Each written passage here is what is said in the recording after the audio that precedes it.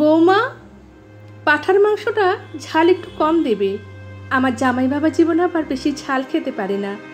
এখনো কত রান্না পড়ে আছে। ওদিকে মেয়ে জামাইরা সব এলো বলে একটু তাড়াতাড়ি হাত চালাও দেখি। তোমার বাপু 18 মাসে বছর। এই তো মা, আমি সব করে নিচ্ছি, আপনি বরং গিয়ে একটু বিশ্রাম নিন। না, আমি ঠিক আছি। মা, একটা কথা বলার ছিল। মানে, যদি এত আমতা আমতা করার কি আছে? যা বলার আছে তাড়াতাড়ি বলো। আসলে মা, আজ নবমী, এবার পুজোয় তো বাড়ি যাওয়া হলো না। বাবা বলছিল আজ আপনার ছেলেকে নিয়ে যদি একবার ঘুরে আসি। মায়ের শরীরটাও কিছুদিন ধরে খারাপ।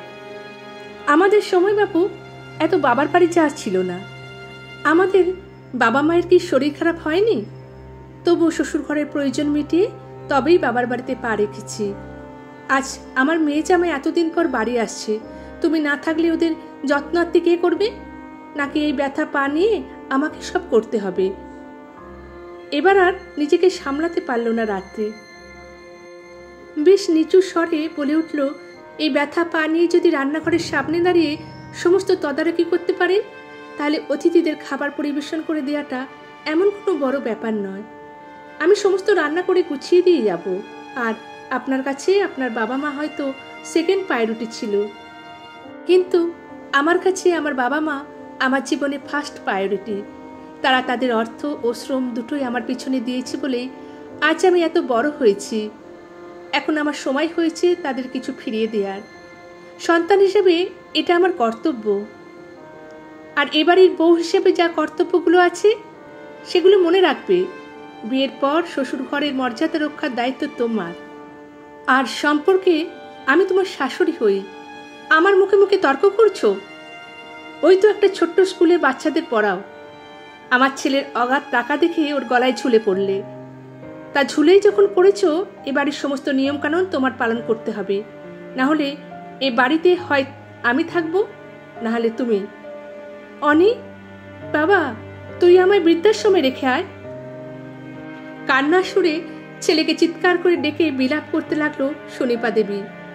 কি হয়েছে মা? এসব কি বলছো তুমি? তোর বউ আমার এ বাড়িতে থাকা পছন্দ করছে না অনি। তুই বরং আমায় বৃদ্ধাশ্রমে দিয়ে আয় বাবা।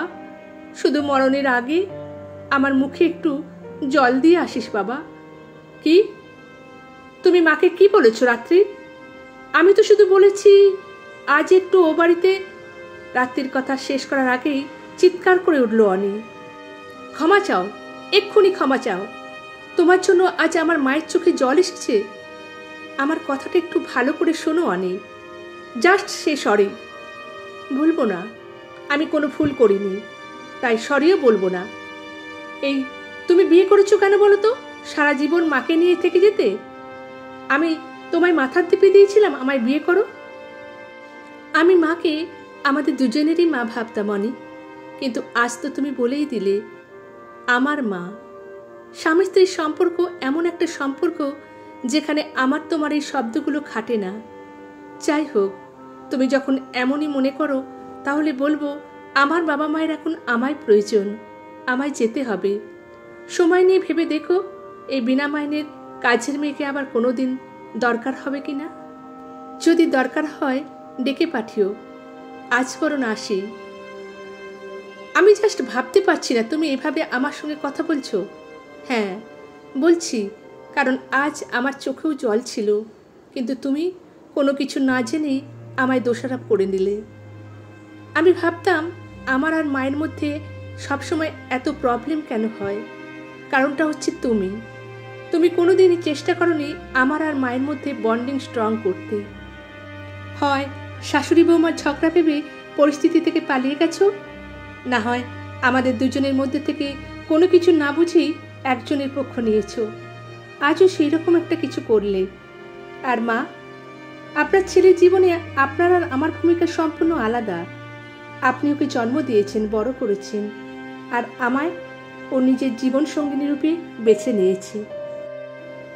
কিন্তু আপনি সবসময় অনেক কাকে বেশি গুরুত্ব দেয় এটা দেখার জন্য আমার সাথে প্রতিযোগিতা করেন। আমায় ওর সামনে ছোট করার চেষ্টা করেন। কেন মা? আমি কি ক্ষতি করেছি আপনার? যাই হোক, বাড়ি থেকে বেরিয়ে যাওয়ার কথা যখন উঠেছে তখন আমি বেরিয়ে যাচ্ছি, আপনি কেন যাবেন? স্মিত হাসি চৌকাঠ পেরিয়ে বড় রাস্তা বরাবর সামনের দিকে এগিয়ে গেল রাত্রি চৌধুরী। ছোট্টবেলায় বাবার বলা সেই কথাটা এখনো ভোলেনিও।